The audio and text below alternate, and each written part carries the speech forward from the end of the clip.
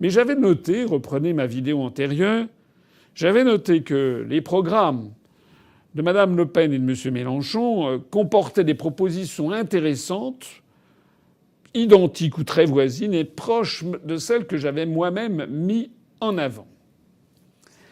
Permettez-moi de revenir sur ces mesures que l'on trouve aussi bien dans le programme de Mme Le Pen que dans le programme de M. Mélenchon. Des mesures en faveur du pouvoir d'achat, des mesures en faveur de la revalorisation des salaires, des mesures en faveur du blocage des prix ou des baisses de la TVA sur les produits de première nécessité, des réformes fiscales dans le sens d'une plus grande justice sociale, le maintien des retraites par répartition, le refus de porter la retraite à 65 ans, la préservation de la sécurité sociale à la française, le refus de la privatisation rampante de la médecine. L'un et l'autre proposent également la suppression du pass vaccinal, des mesures pour le bien-être animal, l'instauration du référendum d'initiative citoyenne. M. Mélenchon et Mme Le Pen proposent l'un et l'autre la sortie de l'OTAN, pour ce qui concerne Mélenchon, à tout le moins de son commandement militaire intégré pour ce qui concerne Marine Le Pen. Ils proposent l'un et l'autre le rétablissement du rôle de puissance d'équilibre de la France dans le monde, d'équilibre et de paix.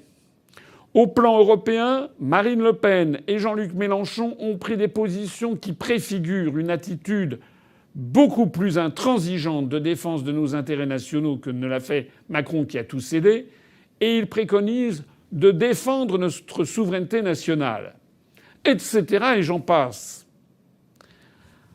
Eh bien, permettez-moi de vous dire que tous ces points de convergence, ce n'est pas de la gnognotte. Selon des tableaux comparatifs qui circulent d'ailleurs sur Internet, il y a, si l'on compare le programme de Marine Le Pen et le programme de Jean-Luc Mélenchon, à peu près 72 à 75% des propositions qui sont identiques ou comparables. Pratiquement les trois quarts. Alors bien sûr, il y a des points d'achoppement entre les deux. Notamment sur la question de la priorité nationale ou de la maîtrise de l'immigration que l'on trouve dans le programme de Mme Le Pen et que l'on ne trouve pas dans le programme de Jean-Luc Mélenchon. Il y a des points de friction sur la 6e République ou sur le refus de toute législation sur le port du voile islamique chez M. Mélenchon et qu'on ne trouve pas évidemment chez Mme Le Pen. Bien sûr qu'il y a des divergences qui ne sont pas négligeables. Mais quand même, on parle de quoi là ? Là, on parle d'avoir 10 ans de Macron. Est-ce que, en conscience, ces points de divergence entre Marine Le Pen et Jean-Luc Mélenchon sont à ce point énormes et insurmontables qu'on n'a même pas le droit de se parler ? Est-ce que ça justifie que Mélenchon est appelé dans la minute à faire élire Macron, avec sa formule « pas une seule voix pour Madame Le Pen », sans même s'être rencontré avec Madame Le Pen, sans même avoir réfléchi à ce qu'ils pourraient faire ensemble, et alors que le programme de Macron, quand on le compare avec celui de Mélenchon, n'est compatible qu'à 20%. Le programme de Mélenchon est compatible à 75% avec celui de Madame Le Pen, il est incompatible à 80% avec celui de M. Macron. Il est délirant dans cette situation que M. Mélenchon est aussitôt appelé à voter ou à faire élire Macron. Ces points de divergence font que M. Mélenchon prend une responsabilité écrasante de faire réélire l'éborgneur des Gilets jaunes, le serviteur des grandes banques, l'homme au dérapage raciste multiple. Faut-il que je rappelle comment il avait parlé des Comoriens, des réfugiés, des migrants comoriens qui meurent dans le canal de Mozambique, en disant qu'on les pêchait comme les kwassa-kwassa, comme on pêchait le poisson. Comment le président peut-il dire ces mots devant un groupe et surtout en sachant qu'il y a une caméra ? En Guyane, il y a des tapouilles et des quoi-ça. Hein? Ah non, c'est en Mayotte, c'est quoi ça. Par exemple, vous êtes un connaisseur. Mais le quoi-ça pêche peu. Il pêche peu. amène du comoréen. C'est différent. Comment ce genre de réflexion peut-elle s'échapper de la bouche du président ? Nouveau drame de l'immigration à Mayotte avec le naufrage d'un kwassa-kwassa. Le bilan est de 6 morts et 10 disparus. Un nouvel accident de kwassa-kwassa au large des Comores. Une barque avec à son bord 39 personnes a chaviré. C'est une barque comme celle-ci, transportant 38 personnes, qui a chaviré au large de cette plage. Embarqués sur un kwassa-kwassa, une barque traditionnelle pilotée par 3 passeurs, ils étaient 43 Comoriens. Comment M. Macron avait traité Roch Kaboré, le président du Burkina Faso, comme un domestique. Quelque part, vous me parlez comme si j'étais toujours une puissance coloniale. Mais moi, je ne veux pas m'occuper de l'électricité dans les universités au Burkina Faso.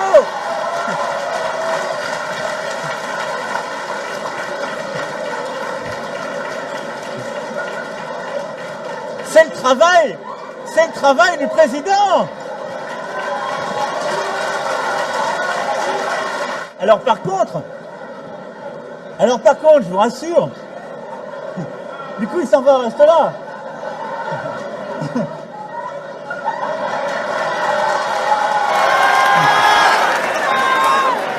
Du coup il est parti réparer la climatisation. Faut-il rappeler comment ce grand bourgeois est plein de mépris pour ceux qui ne sont rien? En fait, la situation, elle est beaucoup trop grave pour que Mélenchon se permette comme ça en 35 secondes de dire qu'il ne va pas voter pour Madame Le Pen. Plutôt que de fermer la porte à quintuple tour à 20h43, M. Mélenchon aurait pris la stature d'un homme d'État s'il s'était souvenu du Conseil national de la résistance de 1943. Au CNR de 1943, il y avait des membres du Parti communiste français, des socialistes, des gaullistes, des chrétiens sociaux, des ouvriers et des patrons, ce qui n'était pas si facile que ça à avaler pour les communistes. Il y avait même des extrémistes de droite, des cagoulards de la cagoule, qui avaient rejoint la résistance. Eh bien, lors du CNR, les dirigeants du Parti communiste français, dans la résistance, dans la clandestinité, auraient pu dire « hors de question de parler à Charles de Gaulle, qui a été formé avec Pétain, qui connaît très bien Pétain et qui est un monarchiste d'origine ». Le Parti communiste français aurait très bien pu dire « hors de question que je m'assoie à la même table que les cagoulards ». Et tout ça, ça aurait donné quoi? Ça aurait donné l'affaire que nous n'aurions pas eu de Conseil national de la résistance. Ça aurait donné le fait que De Gaulle n'aurait pas pu s'installer à Paris en triomphateur. Ça veut dire que nous serions passés sous la tutelle des États-Unis d'Amérique, qui avaient prévu de faire de la France une zone sous domination militaire américaine comme l'Allemagne, avec un gouvernement américain, un Amgot, avec une monnaie américaine. Il y a des moments où la situation est tellement grave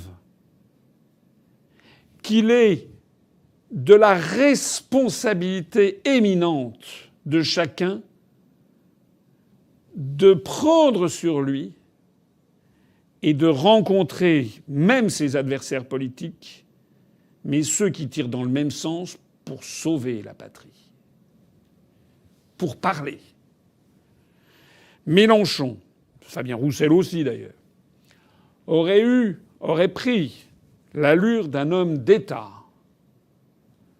s'il avait décroché son téléphone, s'il avait contacté Madame Le Pen et s'il lui avait proposé de se mettre autour d'une table et de discuter avec elle d'un programme commun de gouvernement, où chacun aurait fait des concessions, où chacun se serait focalisé non pas sur les différences, mais ce qu'il a en commun avec l'autre.